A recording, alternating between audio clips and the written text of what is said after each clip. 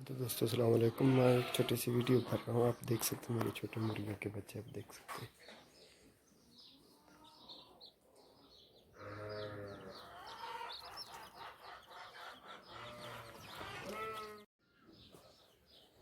अस्सलाम वालेकुम दोस्तों, आप ये देख सकते हैं मुर्गियों के छोटे बच्चे।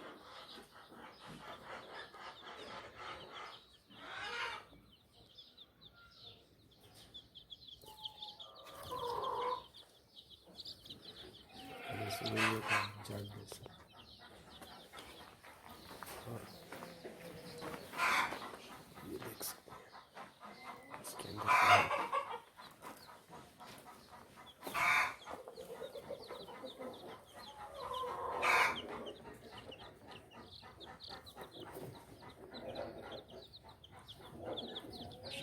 बहुत अच्छे और प्यारे हैं।